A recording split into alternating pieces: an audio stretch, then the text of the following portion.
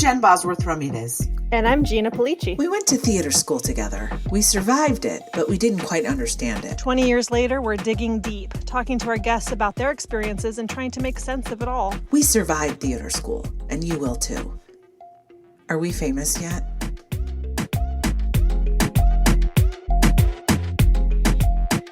Anyway, hi. Hi, Mama. How was your Disney thing? Disney was good. It was really short. It was like, by the time I found the place, finding the place, parking, getting a parking pass, and was literally twice as long as the audition. So it was fine. It was fun. I've never been to Warner Brothers or Disney Plus or wherever. It was crazy. And everyone's got masks. They take your temperature. And they do a pulse ox, which I'm like, okay. Wait, what does that have to do with your? It's like corona. Like, if your breathing is labored, they can tell with that thing on your finger. So I think that's what they're doing, but they don't. The kids doing it are like 14 years old. I'm like, this is So that's an example of something like I kind of thought that auditions were gonna pretty much transition to being all remote. They are. Most of them are. This one is not, because this show is in front of a live studio audience anyway. And I guess they're trying to maintain I don't know why they're doing it, but they're trying to maintain a live atmosphere. I'm like, oh my God. Also, I'm just saying, what kind of parent takes their kid to a live taping of a Disney Plus show during a pandemic? I mean, you're desperate if you're doing that. I'll tell you who's doing that. People who want their kids to be on a Disney show and think that if they have the, dream of getting discovered kind of a thing. Oh, that makes sense. I think a lot of people really still think that you could be sitting at Schwab's, drinking a phosphate. And someone's going to say, oh, wow, this girl's got talent. You can tell by your sweater. That's amazing. Yeah, and then he gets into his Studebaker and drives down to Mayberry and oh, that's funny. Hey, let me run this by you.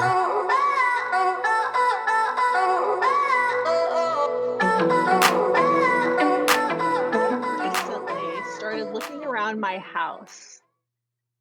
And I said to myself, I'm not sure I like any of my furnishings and decor. Oh. Well, not any. I like about 30%. Okay. I think it's because I have been decorating my apartments and houses like just the way my mom did her house. Oh.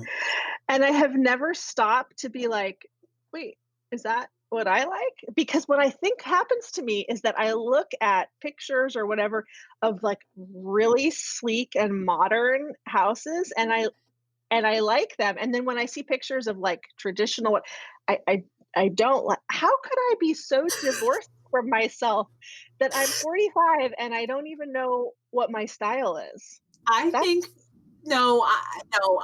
it is. You do know what your style is. I think that I hear what you're saying, but I also think that this is very common. So really, So I feel like I just found out what my really style. Look, I live in an apartment, so then you could even say I'm even behind the curve. I mean, I'm just saying, I just started knowing what things I loved, I would say at 42, 43. And I think women are so busy doing other things. I don't think we're given the luxury, most of us, of saying, okay, it feels like a luxury to say, okay, this is who I am and I'm going to show it in my surroundings. It's more like just get everything done and who cares? I mean, I don't know. Yeah. Also, do you think it has something to do with like because we're in a pandemic, we're home so much, right? So yeah, I mean, that could be it. But I also I think it's really more just that what prompted this? Yeah. Oh, what prompted it is we have a terrible kitchen, and we've known since we moved in here that our kitchen is terrible, and we've talked about redoing it. And I started looking at the magazines of like trying to get ideas. I Now, like your kitchen. What's terrible about your kitchen? oh, it's I don't like the color of the wood, and I don't like the Oh, tile and the backsplash and whatever. got it. Um, Part of my first design problem is that my taste is too expensive. Oh, right. Everything I really like seems to cost $1 million. Wow. And my second problem is, yeah, I just like I have just okay. Oh, another way that it came out, actually, the more salient way, decorating, like decorating for holidays. Oh. My mother, my whole family is like really big into decorating for holidays. And it's nice like when you go to somebody's house and it's all, I mean, it's like a warm cozy feeling. But I from the minute we put decorations out, I'm just counting down the days till we can take them down. Like, Really? I do it because my kids really like it. Now it's like a tradition, so they our tradition is the day after Thanksgiving is when we do the Christmas decorations. But even as I'm bringing everything out, it's like in a very faint voice in the very back of my head is like, I hate this. I hate everything about this. So that reminds me, yes, and that reminds me of my mom who, oh my gosh, she would start to bring out, at least you're not like this. She would start to bring out the decorations and start slamming them around. And my father would go, "It's beginning to look a lot like Christmas." So we had a whole routine around. She was so angry. So at least you're not, look, Oh, so she was probably oh, doing the thing that her mother did and doing it resentfully. oh, resentfully. But here, you don't sound resentful. You sound as though you're starting to question, why am I doing this? I'm doing it for my kids, but maybe there's a way. I'm just thinking, like, maybe there's a way to get taste, like your taste in a decoration. So, because for me, I know with my nieces and nephew, like it becomes just like there's so much crap everywhere. Like Yeah. but it's, you got to find something that you think is gorgeous. Okay, so you're onto something there. Not that it's gorgeous, but the other day I listened to some podcast, and somebody was talking about getting Prince ornaments. Oh, And I was like, oh, I, I could have a Prince tree. Like I could have like a purple light. Not that it's gorgeous, but that I'd be like so into that. I'd be like, oh, this is from Purple Rain. This is from Under the Chair. You know what I mean? Like I, I think you should do it, and you can even something like start that. with a mini one. So I think a lot of times, for me, I think that if I have to go full out, like it's black and white thinking for me. So I'm like, okay, the next thing you know, like my house is like 100% Anthropologie meets Mexican street fair, and it can be more subtle than that, but I think Oh, I I think love your style. I do too, but it can get like in a small space. Sometimes, like I once had a friend come over who was high, and he was like, "Okay, I can't be in your living room." And I was like, "Why?" He's like, there is too much going on." He was too Too high to much be in, Bruja. too much Bruja, too much, yeah, exactly, too much street fair and too much boho for him. He was like, "What in the what?" So, but the point is, you can get a small purple tree if you wanted to start, right? You don't have to get like a ginormous purple tree. You could, but get a small one and make it just for you and have it be fun. But the other thing is, let's be honest, right? The holidays are just a lot of work. It's oh my God, it's so much work. It's so much cleaning, it's so much buying, it's so much procuring, it's so much, yeah, it's And like, do you guys do both? Do you do Hanukkah and Christmas? oh yeah, oh yeah, yeah. So That's you've the other got thing. double Yeah. duty, and it does. Look, I'm not saying always, and that I'm not saying men are evil. That's not what I'm saying. I mean, some are, but most aren't. But it does fall a lot on the women in that, like. Even for me, Yeah. there's two of us, right? There's only two of us. We have no children. But if I didn't decorate, there would be no, we have there would just be Halloween. nothing. Yeah, we have Halloween. We have like a skeleton on the door. And look, Miles wouldn't even know it was probably Christmas Day unless I was like, tomorrow is Christmas Day. But I think it's different when you have children. They're constantly reminding you, oh, Christmas is coming, Halloween's coming, Thanksgiving's coming. You know, like that's for sure. I mean, we're starting the countdown already. Oh, that reminds me. Recently discovered that there's no Santa Claus. Did I tell her that? No. I ruined that for my niece and nephew, I think. Oh, you did? By accident. It was a whole thing. But okay, I'm glad I did not tell her that. No. Well, for 2 years now, she's been saying, "Is Santa real?" And I've been saying, "Yeah, of course." But here's the thing. Another thing I'm not good at is remembering to do all the, like, the tooth fairy. Oh. I never remember to put the money under the pillow. And then I do this thing of like, "Are you sure? Why don't you go look again?" And then I run into the room. Oh my God, that's amazing. And she'll be like, "Oh, it was right here all along." Or like one year I said she wanted to do her letter to Santa, and you could take it to Macy's and put it in the box. And I kept being like, "Yeah, we'll do it next weekend." And then we got down to the end and I said, oh no, what did you say? I said, "I'm just going to text Santa." I'm just going to text Santa your list. Oh, did she believe you? Yeah, she did. But Oh, I think my failure to do it seamlessly is probably why the doubt started creeping in when it did. Then after she was asking me, "Is he real?" Then I started saying, "Do you want him to be real?" What did she say? For a while, she said yes. But this year when she asked, Like, I don't care. "Do you want him to be real?" She said, "Yes, but I'd rather just know the truth." So I said, "Well, it's you're right. It's not real." And then I'm quick to say like, "But that doesn't mean there's not magic. And even if you're given," yeah. So she's and what's cool to see is like the layers of the processing. So she said, "So even the stockings are not, that's not." And she said, "Elf on a Shelf." I said, she needs her own show because she reminds me of Joan Rivers or something. Like she's like kind of like irreverent. She's very reverent. So then a few days later, she goes, "Easter Bunny?" To which, this is a great relief to me because one of the things I hate most is waking up at the crack of dawn to go hide the eggs in our where we live, where a million animals are just dying to come eat whatever food you leave out.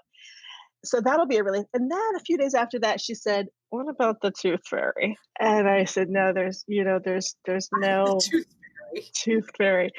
Then a few days later, she said, I actually think it's great that it's you and Daddy. I think because," and I'm thinking it's some like special. Yeah. And she said, "Because I can just tell you exactly what I want." Oh my God. But she's brilliant. I could just really, you know what she really is saying is like, we could just cut out all the crap here. Yeah. Why are we going through these hoops? But really, it's just, she's like, just write me a check, $5 million. And then we call it, and then we're even till I'm 45. Okay. Well, now I have to know what you did to your niece and nephew. Well, I think my problem is, well, to preface this to say, this is, did I ever tell you the story about how I ruined someone's surprise wedding? So I have a problem. I cannot keep a secret like that. Like when the secret stakes are high, never. So my friend, this is crazy. So my friend's a boyfriend called me and said, "Hi, I am surprising Sarah in a wedding. She knows we're going on an adventure. We're going on a hot air balloon ride, and we're getting married in the hot air balloon. Oh, God. And can you come and be the witness?" And I was, first of all, I'm scared of any height. I said, okay. I said, fine. So this was so crazy. So I kept it. I was like, okay, here it comes. And I was like seeing her, and, you know, we're not friends anymore, shockingly. So we're okay, beans. So I made it. She's supposed to dress up. She doesn't know what's happening, but the guy who does the hot air balloon is the minister. So he also serves as the minister. It's a whole thing people do. Okay, fine. But you need a witness. And so I'm the witness. I'm like, this is terrible. So we make it. She's in a dress, like a fancy dress. I'm in a fancy whatever outfit. We have to drive to the desert, right? So we're in the car. And I literally said, we're going. I remember it's hot, it's windy. She's excited. Nobody, you know, I sat in the back seat, and her fiance or boyfriend sat in the front seat because I don't know why, she wanted to talk or something. I don't remember why we were both in the back seat. And I just go, I can't believe you're about to get married in a hot air balloon. And she looked like this, and we don't know if I'm sure it was really windy. So I'm not sure if he heard, but she heard, and she looked at me, and I was like, well, what do you do then? What do you do then? So what did you do? I just said, oh my God. And she goes, shh, shh, shh, shh, shh. Like, not to have him know. I ruined. But here, to be fair, it is a lot of pressure. It is a lot. So to be fair, I hate heights. I'm a people pleaser. So I said yes. It's a wedding and a hot air balloon ride at the same. It was horrifying. I'm going to take you one further. It's not just to be fair. I'm going to say it's hostile. It is hostile to do a surprise wedding for your girlfriend because she wants to plan her wedding. Right. She does not want, because you pick something stupid like going in a hot air balloon. And no other family or whatever can be there. Crazy. And so, I mean, not to say that they couldn't have had like another party or whatever, but still. So what happened? So then we all are pretending that I didn't ruin it. It's the worst. And then I have to go in a hot air balloon, which is, have you been in one? It's scary as fuck. It is scary. It's quiet except for this every 3 seconds. Crazy loud noise of the gas. The guy was weird because you have to be weird to be a reverend and a balloon astronaut or whatever the hell he's called. He was a clown. He's a clown. Balloon clown. And then you're way up and there's no brakes and and then you're in a wedding. It was and Sarah had to pretend that she was a surprise. It was a disaster. And then when you land in a hot air balloon, it doesn't land nice. I mean, it tips over and it drags you. So we're all dressed up and we're sideways being dragged in a basket, basically a wicker basket for 4 people. It was basically, they owe me an apology. No, I'm just. No, they do. The whole thing is crazy. I don't like one thing about that. So I don't like the pressure of someone's secret. I can do it for a little bit, but this went on because he planned it like 6 months in advance or 4 months. Right. So I'm like having to keep up this stupid charade. And then we were like literally weren't friends after that. Part of me does kind of wonder if she knew a little bit, because it sounds like she was pretty quick to say, let's don't tell him. She was just like, shh, shh, shh. Yeah. Because do you remember the time that you came to a surprise party for me? No. In Chicago. Aaron's parents threw a surprise birthday party, which was so very kind of them. Yeah. But we were living in New York at the time, and we were supposed to take a trip to Chicago. And Aaron left we shared a desktop computer at the time, and he left an email open about the surprise party. So I knew about it like 3 weeks or 2 weeks before we ever went. And we met at a park. We met at a park, and there was this whole like, we're going to go to the park. We're going to do this. We're going to do that. Well, his mother, the day before, we were talking about the plans for the next day. And she said, this will all be clear to you after tomorrow. And I thought, well, it's a good thing I already did know, because otherwise I would have found out just now. So of course I'm for weeks now pretending like this is all surprise and like trying to make it easier for them to convince me. This is crazy. 10 minutes before we were supposed to leave the hotel to go to the park, was sitting in Aaron's lap, and he got excited about something and he bucked back Right. and he hit his head into Aaron's chin so that Aaron then bit his tongue. And so I'm going like, let's go to the hospital. He's like, no, blood, it's fine. It's fine. It's fine. And I wanted to say in that moment, like, I know that we're going to do the surprise party, but like, I think we really should get checked out. He kept saying it was fine. Then we're playing at the park and you guys were all hiding in I saw you the second we got out of the car. I saw everybody the second, and I heard everybody go, shh. Oh my God. It's so And as it's getting revealed, and they're saying, of course, were you surprised? Were you surprised? I was like, yes, I was. And you go, I don't know. I don't think she was surprised. And I looked at you and I'm like, yeah, she sees right through me. There was no way I was ever going to be surprised. Surprises are a lot of burden on it can For go like not that much gain, right? It can go horribly wrong. Like there are stories of people, surprised and have heart attacks and die. I mean, let's not do that. Like where a guy comes home to visit his mom, he hasn't seen her, she hasn't seen him in 20 years. He comes home from a foreign country and the lady like drops dead because no. Then you've got the guilt of killing your mother. Oh no, I can't be bothered. The surprise is for the person who's giving the surprise. The surprise is the excitement they feel. And I'm not saying it's not born out of love. Of course it is. It's like, they're going to be so surprised and I'm going to be taking care of everything. And it's going to be this thing that like this great gift. And the intention is probably usually good. Yes. It's a lot of pressure. Yeah. And it's a lot of expectation. And like my mom, her friends wanted to, after her first chemo, her friends wanted to have a surprise party for her. And I was like, you guys, my mother hates surprises. And they're like, no, it'll be great. You can see on her face in the pictures, she's like, and you can't see because it's a podcast, but she looked like she's going to kill you. Like, I don't do this.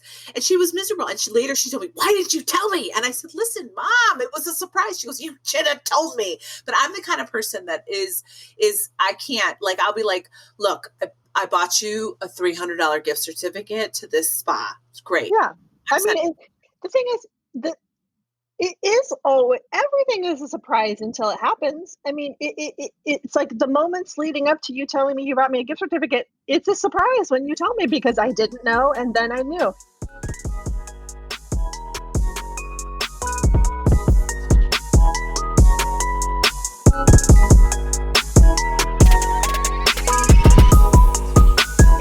Today we have an awesome guest. I actually did not know her in theater school, but you did, right? I did. Okay. Shayna Ferm, and you know her from the Pump and Dump Show, which is a cute name for a show that she started with her friend about being a mom. And I guess it's really hilarious and irreverent. Yeah. And it got so popular that it is now basically like a franchise. And they've got new casts touring around the country. Not right now because of COVID. Right. But they have a podcast and a whole like media empire called Band of Mothers. Band of Mothers. And she's lovely and hilarious and really, I would say, irreverent and stunningly messy. That's how I figure it out. Amen. All right. Enjoy. Anyway, hi, Shayna. Thank you for coming and being a part of our podcast. Thank you for inviting me. This is so fun. I have my own podcast, so I rarely get to do other people's podcasts where I'm not like promoting. This is like very exciting. You brought it up. Can you tell us about your podcast? Because I'm fascinated. First of all, you have like an empire of, and I mean that in a good way and not in a like a dark empire of Star Wars type, but like a good empire. So I wanted to know, since we're on a podcast, just tell us really quickly about your podcast so that. Thank you. Okay, so I am the co-founder of Band of Mothers Media, which started as a live comedy show for moms called The Pump and Dump Show 8 years ago in Denver, Colorado. And then we started touring the country in 2014. And then last year, we cast new moms to be on the road as us. So now they go do the show, of course, not during COVID. That's a whole other. And then in the process of replicating the show, my partner and I started a podcast in 2018 called Band of Mothers Podcast, which will be relaunching in December. And we also have an app called Band of Mothers app. So our mission in life is just to support and spread humor and generosity to moms. And that's what we do with the live show and the podcast and the app. But the podcast is actually less a parenting podcast and more a lifestyle podcast. So we just talk about life, women's lifestyle issues through the lens of being moms. So we're just two women in our 40s talking about everything from how to put on makeup to Bitcoin to diapers, like that's all of it. Oh, you know about Bitcoin. So, hardly. We did an episode on it. Very rich from the Bitcoin. Yeah. No. But it all started, I mean, in terms of where our connection is, it all started in Chicago. So you went to the theater school and you survived. Hardly, barely. That's what we want to know about. We're picking people that we feel we just want to hear their story. Like, how did you end up at the theater school? These are just things I haven't thought about in so long. I didn't get in. So I had applied. So I'm from Parker, Colorado. That's where I grew up. And I knew I wanted to be an actor, as we all did. So I auditioned for a bunch of different schools for conservatory programs. I knew I wanted to go to a conservatory. I didn't get in. I was on the wait list. I was on a cruise with my choir, my show choir, and my parents faxed me on the cruise to tell me I didn't get in. Oh, I thought you were going to say like you got off the waiting list. They faxed you to say you did not get in. Yeah. So I almost jumped off the boat. It was horrible. So I was going to go to University of Evansville, Indiana. Is that what it's called? Yeah, there's Evansville. Yeah, they have a good theater program. So I got a scholarship and I was going to Evansville. And then the very last day of high school, I got a letter that said that I did get in to DePaul. And so then I told my parents I wanted to go to DePaul. And they were like, we bought you a car and now we're not going to give it to you. You applied to a bunch of places, though. How many places? 4 or 5. I auditioned. I flew out to Pittsburgh by myself at 17 and auditioned for Carnegie Mellon. Yeah, let two strange men drive me to my hotel, by the way. It was like the dumbest thing I've ever done in my life. Totally made out with a guy at the audition. Sorry, now I just don't remember any of this until I'm saying it. That's great. This is great. And then, I flew out to all those places and auditioned just like I flew out to Chicago and then, got in. But I still to this day credit, not that I have like the most successful life or anything, but everything in my life is because of the theater school at DePaul. And even my daughter's middle name is after Michael Maggio. And I credit going there and that experience for every good thing that's ever happened to me, including meeting my husband. Full props to that experience for me. So from school, I got in a play at the Goodman because Michael Maggio was directing it, who was one of my teachers. The play was called Boy Gets Girl, wasn't it? Yeah. Yeah, It was an intense play. I remember it. Oh, you do? Yeah. You were great. I saw it. I saw that play. No, I had graduated, but it was so I graduated and then did 5 episodes of early edition. like we all did. And we did not all do 5. 5 is a lot. I was amazing. Kathy. I was AF. It was like I had very bad hair. And I was like a journalist at the paper.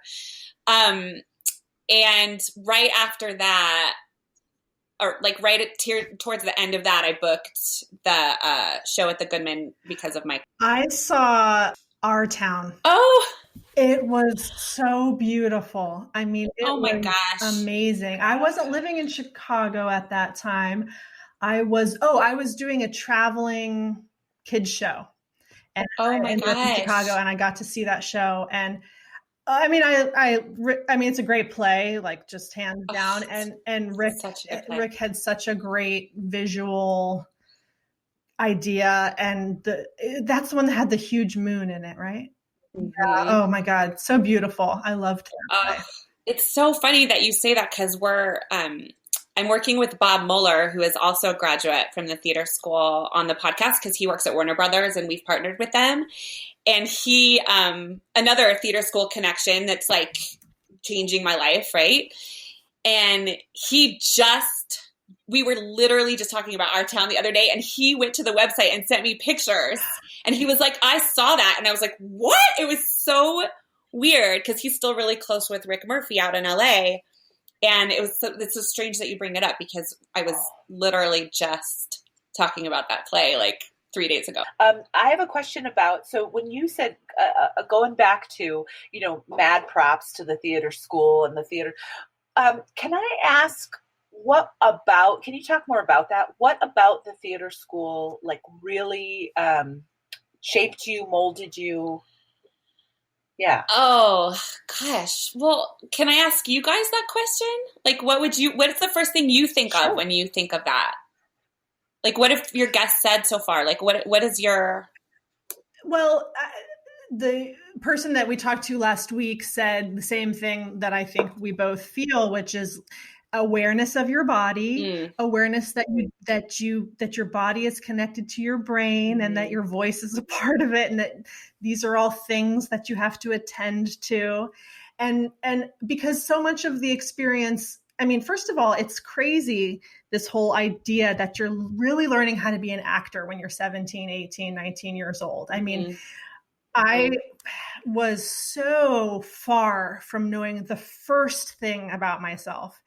But it's okay because it holds, and then you can think about it later when you're able to sort of like understand that about yourself and process it. But in the moment, I did all the classes, I graduated from there, but in the moment, like it was just after that it all synthesized. And I would say that we talk about like the relationships with people, like learning how relationships work, even if they don't work well, like learning how humans interact with each other, how we take care of each other or don't, how we, all that stuff. I mean, I learned so much about human beings. That's what I learned about. And regardless of the acting part, because I have often said, I don't remember like, oh, this is Stanislavski and this is this, but I remember, oh, this is how somebody is when they don't feel good, or this is how they are when they're angry. All this just to say that I learned about people. Yes. That's what I want to say. So what did you learn that you would be willing to share with us about? Well, I think your point, Gina, is so interesting about how young we were, because I still think of it almost as a regret. Like, I wish that I had had any life experience before learning the things that we were learning, because I just don't feel like I was able to ever fully integrate it until afterwards. And my career really shifted at some point, where I never really fully got to explore what they were trying to teach us. But so we love talking about auditions. And since you did a bunch of them, how did the different auditions compare to each other? You mean like into theater school? Oh my God, I hardly remember that, you guys. Do you remember that? I was really freaked out by the audition because we were doing things I had never done before, and I felt like a complete asshole. I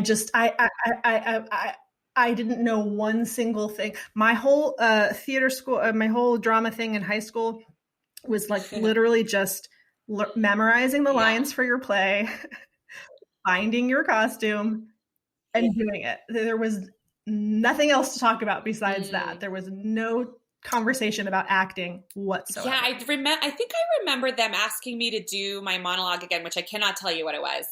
It's probably something totally inappropriate for my age. Right.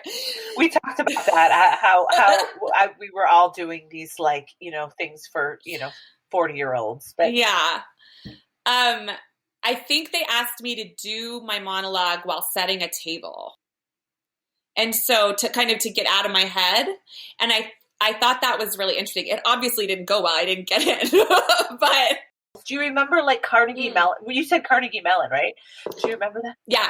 Well, I did musical theater there, so which was very different. So I'm a singer, so I didn't know what I wanted to do if I wanted to go to straight. I knew I wanted to be like a serious actor, which is funny now because I'm a comedian, which is like ridiculous. But I definitely auditioned for the music theater department at Carnegie Mellon, and I'll never forget. There was a ballet audition. Okay, so like. Half these kids like weren't, you know, we weren't dancers, right. But you had to do this dance audition. And I just remember sitting there in like the lobby, everyone was stretching, you know, like getting real serious and just stretching. And some people were wearing like I was probably wearing sweatpants, but like this girl was wearing tights and a leotard and all of her pubes were out inside of her tights. That was me. That would have been me. She was like stretching, like leg up in the air, like, and I just, you know, I was like 17, like, like, oh my God, I probably didn't even have pubic hair. And I was just like mortified and I'll never forget it. But I never had enough, honestly, I didn't have confidence in myself as a musician or a singer until I started doing music comedy in New York. And then when I started a band for my music comedy and we started like rehearsing like in, you know, when I had like a bigger sound, I just found my voice one day. Does that make sense? Like, sure. Again, yeah, I was too young. Like I was too young to understand who I was as a singer and have any confidence. My question also is, did we do musicals at the theater school? And why can't I remember that? Oh, yes. Roar of the grease paint, smell of the crowd, Into the Woods. Into the Woods. Yeah. I was on crew for Into the Woods. You are correct. Yeah. Were you ever in any of those, Shane? I was a hip hop dancing Indian in Peter Pan. Oh, no. Which I'm sure is like you're not even allowed to say or do that anymore. My name was Spree because we were named after candy. Oh wait, this is coming back to who directed it? Susan Lee. Oh, right. And then when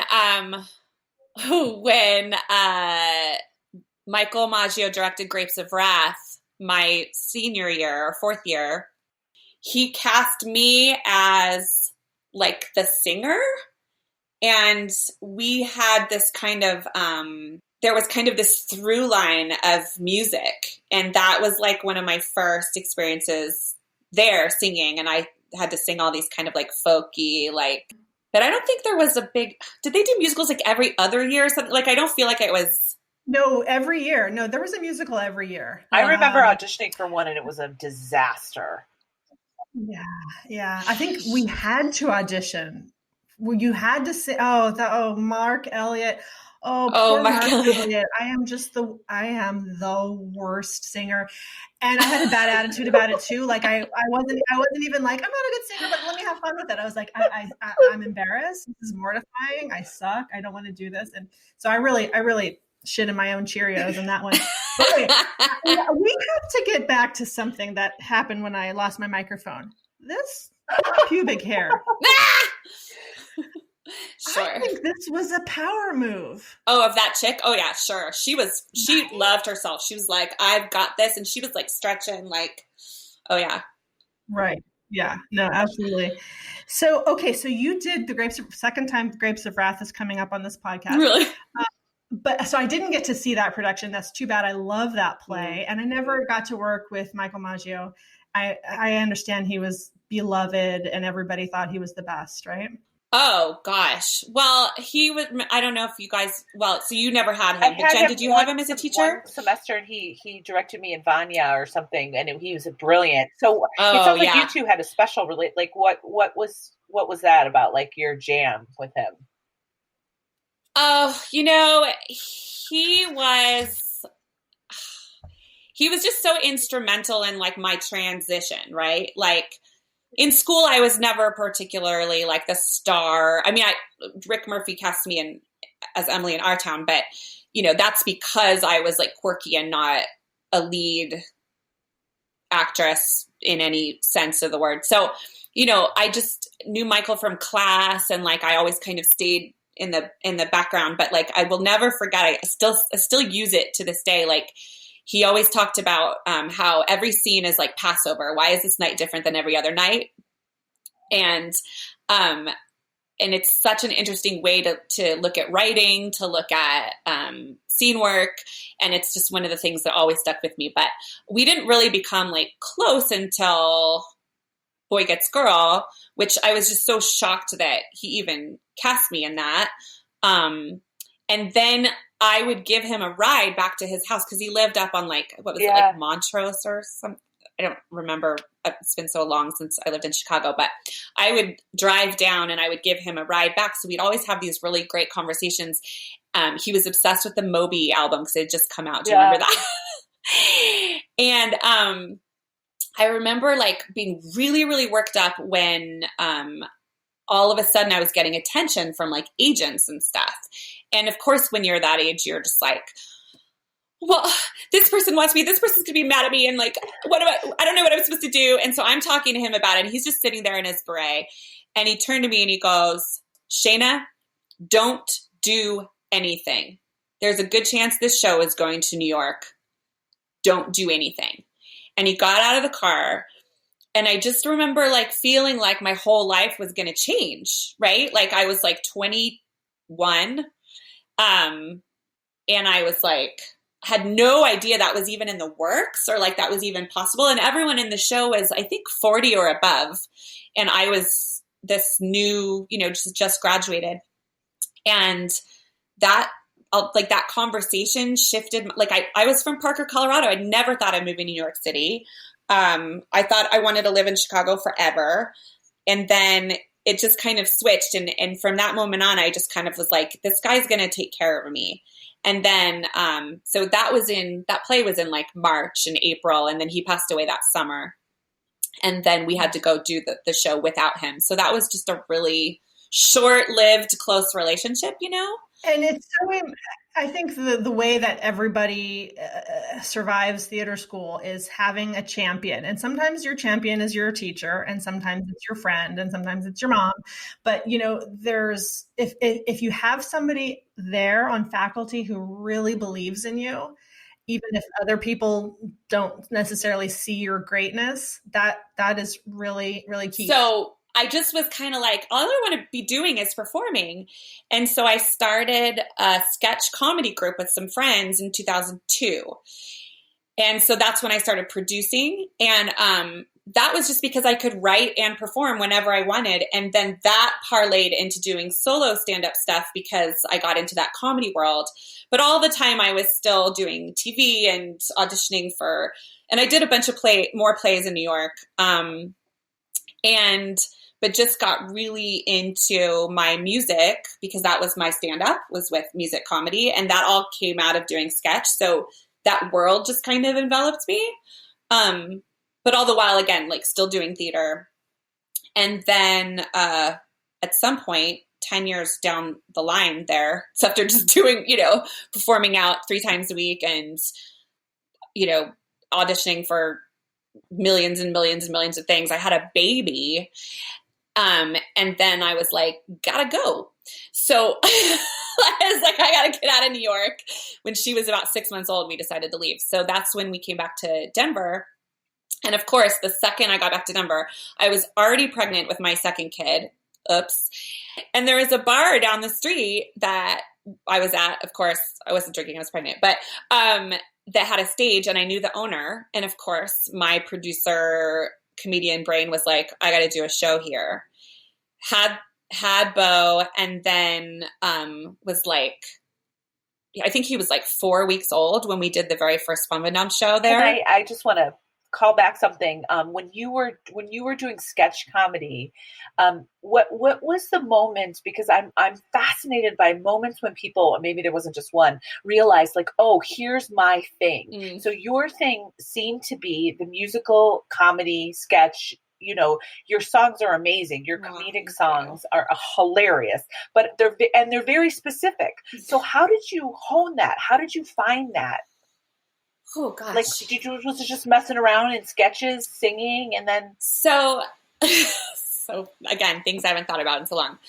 So we started doing sketch again, just to perform. And then one day I wrote a song. Because I used to write, so in college, I wrote music on my guitar, and then, but very serious, like, you know, like about boyfriends and heartbreak and, you know, Van Gogh paintings, like ridiculous.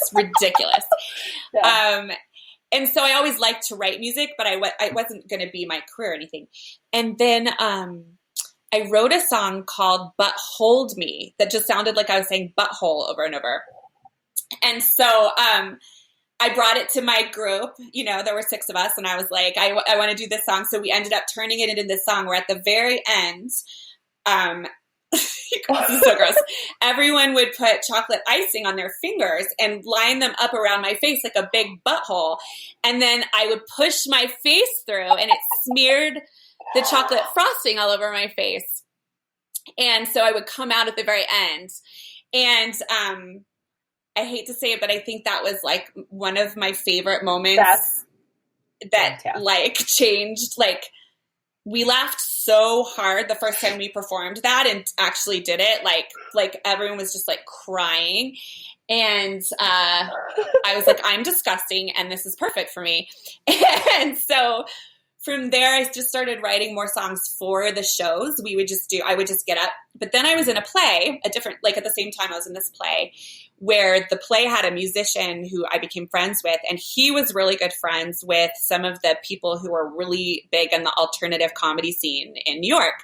And he was like, you should go do one of your songs on Invite Them Up, which was this very hard to get onto, like, hot show hosted by Eugene Merman. Mm-hmm. And they got me on. He just got me on that show, like made a phone call.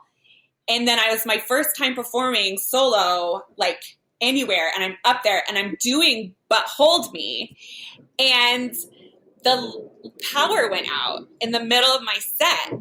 And I'm like on stage in the dark in front of all of like the coolest, like Dimitri Martin and Kristen Schaal and like all like the coolest comics in New York at the time, you know?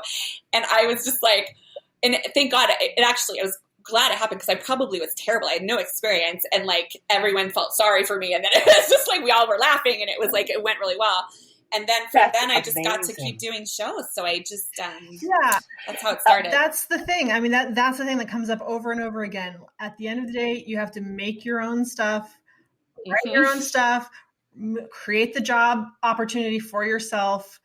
Yes. And unfortunately, another thing that comes up a lot is that, you know, especially women from our generation, we're just not really taught to do that at all. It was like taught to wait for somebody to invite you to do the thing that you like to do.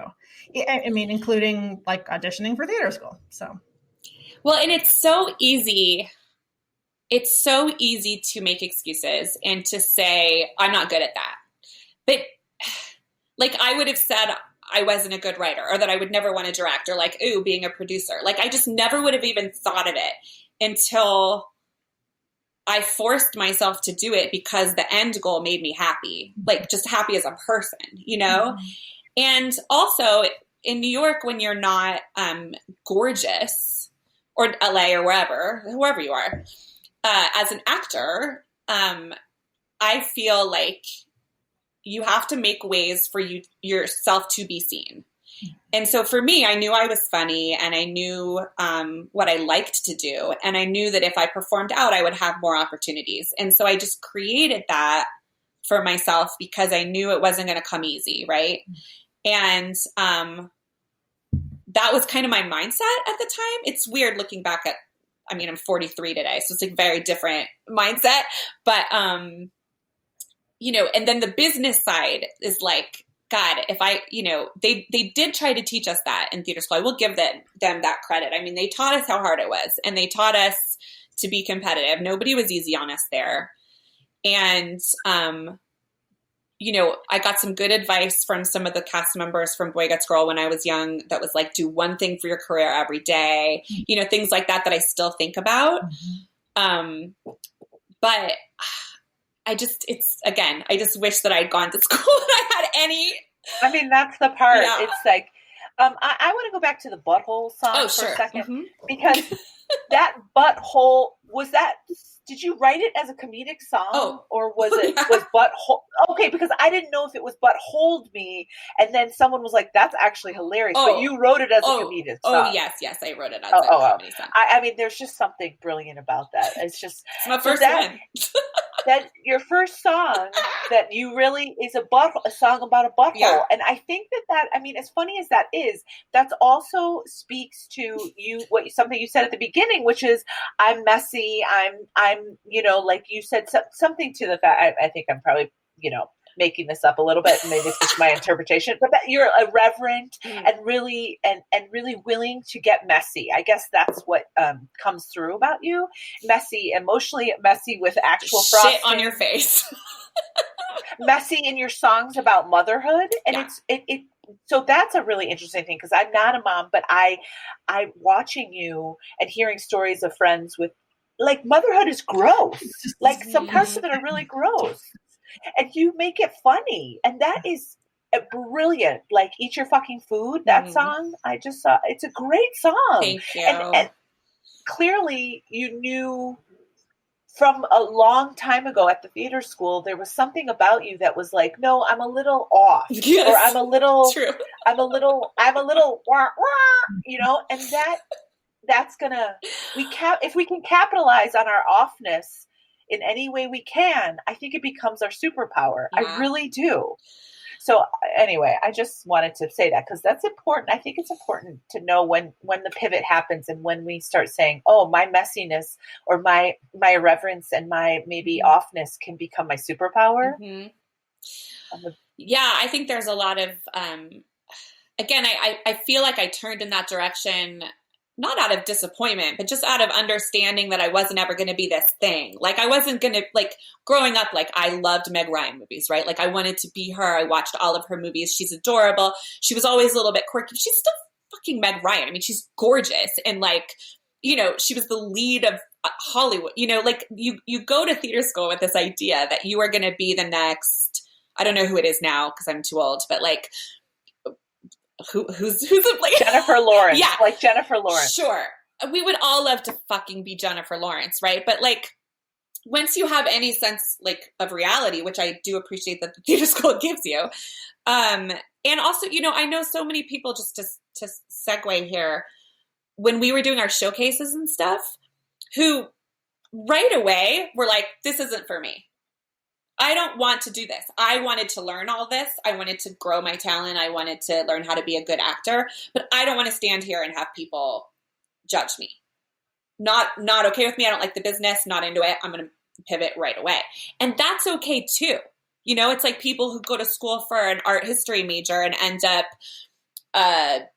opening a furniture store. I mean, you just don't, you have to follow your heart and what feels good to you. I never minded the rejection. I used to, I always tell this story, so I apologize if you've heard it somewhere, but I used to write down every single audition that I went on, which I know a lot of people do, but I had this book, and I stopped at, I think it was 578.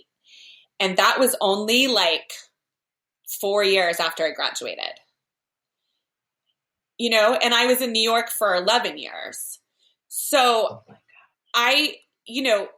some of those were booked, but most of those were not. And that just never, sure, I cried about stuff, but, like, most of the time it just didn't bother me. That was my constitution, like that. Yeah, I guess my question is, where does that come from? Where does that come from? Because for me, every time I was rejected, I felt like I was going to die. but some people have that resilience is another thing I'm really interested. So where did that constitution come from? You have to you have a really fucked up childhood of abuse. Yeah, definitely. Well, there you go. And that's also how you become a comedian, by the way. Yeah.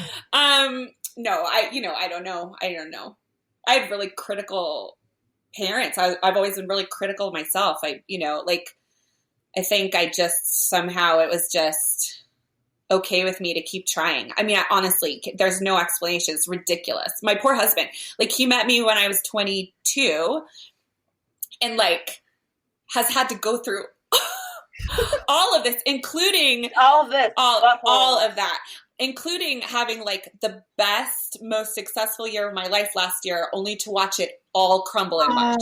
So like, it's just he has watched us grow and grow and grow and then been destroyed. I am the phoenix, ladies. Yeah. We just must rise. We must rise. So have you guys had to change everything about what you're doing? So we had 52 shows scheduled that was supposed to be between March and July, and every single one of them was canceled. We have rescheduled to 2021, so we're just going to get back with the live show in 2021. And you know, I'm in a much better place about it now. Obviously, I'm smiling at you. But yeah, it was a big, because we took a very, so this is not to get on a soapbox, but if you have a company and you take risks and you invest in yourself, you lose a lot of money. You only have projections, right? So we took a big, big risk to replicate the show, to spend hundreds of thousands of dollars on the new casts and their auditions and their rehearsals and all of the upfront for an entire tour, which means all of the marketing, all of the travel, everything. And then we just lost it all in like a day. And there's no insurance for that. There's no. No. I mean, we have credit on the airline, but all of the marketing, I mean, I can't even, it's like the specifics are so depressing, but here's the thing. You're a small business that does that. You don't get assistance. We didn't get a PPP loan. We didn't get why not anything because our employees were not on payroll because we weren't big enough yet to be able to pay all of those taxes. So everyone was a contract employer. And Tracy and I, because we grew the business the last 2 years, we didn't pay ourselves for 2 years because we were like, all right, here we go. So we were supposed to, just like in March alone, we were supposed to bring in, I mean, the year before his entire gross income. And this is all just completely. Oh my! I know that's not why you had me on this podcast. But look, here's the reality of it is that when it's very relevant because when one of the things we did learn, to bring it back to the theater school, please. One of the things we did learn, I did anyway, is to keep going. Mm-hmm. Like it was a really hard time for me, but I kept going. We finished it out. I mean, those of us who weren't cut, we finished it out. And I remember in those classes, like Betsy's class, when we were doing the buoyancy, I was like I thought I was gonna die, or movement to music, when I felt so like tired, and you just keep going. Mm-hmm. So there is something about it. There's that spirit of, you know what, this is really weird. I'm really young. I don't know what's happening. But like Gina showed up at the audition, right? Mm-hmm. She was the first one. She didn't know what she was doing. You did a ballet audition and flew across the country and did a ballet. I mean, you didn't turn around and you weren't like, bye, I saw this lady's pubes, I'm out of here. Yeah. Like, so I think that it's like, so, it's not a coincidence that these things stack up and that you are a phoenix. And I think that a lot of us that I'm seeing anyway, that went to the theater school, have this phoenix situation going on. Well, and something I've had to learn a lot lately, and this goes to 20 years in the business, but also to being young in the theater school and also to being 43. You cannot let past disappointments influence your present. And that is something that I let guide me far too often. Like, I think the world has it out for me because it didn't work out this other time, or I mean, I could write a book about the amount of close, exciting things that have happened. You know, like, there was a time, you guys, when, what's her name from Modern Family? Sofia Vergara. Oh, yeah. So she had signed on to do a pump and dump TV show, like as the executive producer. Right. You mean right before She this? was- What? You're saying like right before the pandemic, or? No. Like, this is like 3 years ago. She was attached. Yeah. Like, she got attached. Yeah. And like, it's so funny looking back now because no, it never happened. But, you know, like, we were like, what? This is like going to be so great for the brand. And like, you know, there's a million of those stories. Like, and if I let every single one of those crush me just because it's stupid Hollywood, you know, like, it just doesn't, that's why I live in Denver. And that's the other thing that I want to say to people. You can make a career anywhere. Mm-hmm. It may not be the one you imagined when you set out, but if you want to be an artist, you can do that anywhere. Like, I have been more successful in Denver, Colorado, and I just fly to LA when I have to go there. And I fly to New York. We did a show for a big producer in January in New York. You know, you do what you have to do, but like, you can also have a life, and that balance is really, really important. Mm-hmm. I work hard, like way too hard. Like my son just said to me as I was walking out here, because he's on remote school, by the way, which is real fun. He's like, Mom, why do you have to work on your birthday? And I was like, I'm not, I get to be a guest on a podcast. Yeah. But like, they're so used to me working, but you can do that anywhere. It's so important to know that. Like, you can have a house that you want, you know? There's absolutely so many just imaginary boundaries barriers that we impose. I mean, I'm really, really guilty of that. So would it be fair to say that as you're talking to two people who are basically starting what you guys started, 7 years ago, to keep going, stop, don't get waylaid by the disappointments and just keep going? Oh, it's very safe to say. I mean, first of all, you have to do what makes you happy. You also have to do what lights you up. If there is a time when you are doing your podcast where you're like, this doesn't light me up anymore, then that's when you figure something else out. But you have to really ask yourself that question. And it can't just be because you're tired or because like it's getting a little bit hard, because that happens, of course. Like we only started our podcast because our agent was like yelling at us for years to do it. And we didn't even know how much we'd love it. And we didn't even really know what it was going to be about. And we didn't think we were going to be any good at it. And then we just kept at it and kind of got our, sea legs. Yeah. And then suddenly, because of the fucking theater school, we ended up getting this great opportunity. Funny there, right? Like, it's so strange. The theater school's a magical, magical place. Well, I think it connects people, and there's the web is large and wide. And I think even though everyone had different experiences at the theater school, the commonality is that we all went there and we were all part of something. We are from the same cloth. Like, that's what Bob said to me when we started working together. He's like, listen, I am you. We are from the same cloth. And I'm like, it's so true. It's so true. Mm-hmm. I didn't know him. So, by the way, you should write a book about disappointment, and it should be called "Do What Lights You Up." I love that as a sentiment, and like the world needs. I mean, we were talking. Boz and I were talking about this earlier. There's always this thing of like, when you say something like, "Oh, just follow your bliss," or whatever.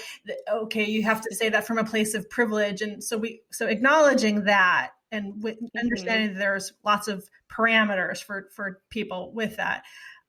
You do have to try to find ways to do what lights you up, because life is mostly drudgery. Mm-hmm. Chelsea Peretti came out with, she made like a EP. She made like a EP of music. I guess that's what that is. And she made a merchandise to go with a t-shirt with one of those like one of those 80s t-shirts with the palm tree and the sand. Oh, yeah. And it says, life is a chore. Mm-hmm.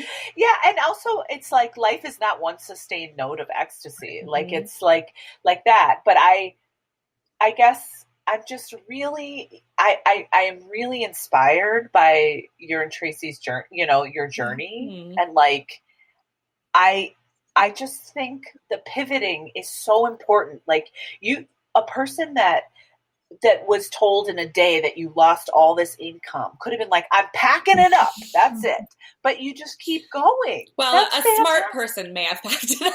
Well, or a person, no, I mean, a phoenix would have, not a phoenix, you know? So the other thing that I was going to ask is a question that Gina came up with that I really like is like, if someone is in theater school right now and they're, what would you say to them? Like if they're listening and they're like, I don't know what I'm doing here. What the heck? What would you say to someone in theater school right now? So interesting. I was thinking about that recently because I was thinking about like what I would tell my younger self. I've been doing a lot of woo-woo stuff lately. I think that's what your 40s are for. Like you just kind of like, you're like, oh, now I need to, I just feel like I'm like a real human. Like I've got all the pieces. Now I have to put them together. I would say that, oh gosh, it's so hard because you're young and you're in the middle of something so like traumatic. I would say to tell yourself that you don't have to be a mess. Like it's okay not to always have something going on. Do you know what I mean? Like it's the weirdest. Oh, that tickles me. That's so funny. Well, I just remember like when I think of that time, I just think about like everything was just like it was part of my identity to be a mess. And I don't think that serves you in any way. Wouldn't it just be better not to be a mess?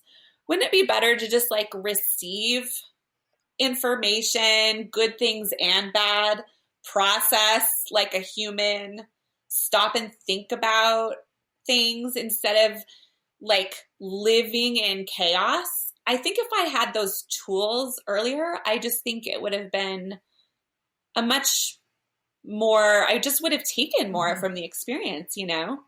Because now I regret, I want to go back. This is what I keep saying. Like, I would love to go back to a Rick Murphy class. Like, I would be so good. I have life. I've birthed 2 children. I have been through all the things. Well, you probably, by the way, could do that. You probably, if you called up Rick Murphy, you could probably find a class. That's true. Yeah. It would be virtual, which would suck. Oh, yeah. You'd be like, here's the space object. No, I do have space between my hands. I do. Exactly. I just can't see it on this monitor.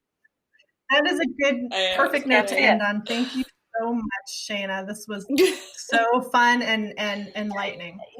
You are amazing. And I the Fiend, I'm going to take with me. And I'm also just going to say that without some of the messiness, we might not have the butthole me, but we might have. I'm just saying it's all grist for the mill, but I definitely think that that's some great advice. It's like, you can just be okay sometimes. Yeah. Yeah. Don't you remember just being so, like, everything was just like such a fucking big deal? Yeah. I mean, it is. It feels that way at the time. I have sympathy. It's not serving you. It just doesn't serve you. That's right. That's right. Putting a button on that great advice, which it's really good advice. You don't have to be a mess. Is if you can do a power move, like wearing your leotard, letting your pubes hang out, do it. Let your pube shine. That's right.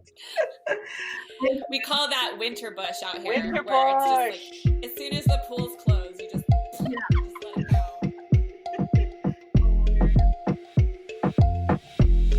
I Survived Theater School is an Undeniable Inc. production. Jen Bosworth Ramirez and Gina Polici are the co-hosts. This episode was produced, edited, and sound mixed by Gina Polici. Follow us on Instagram at Undeniable Writers or on Twitter at Undeniable WRIT1. That's Undeniable Right without the E1. Thanks.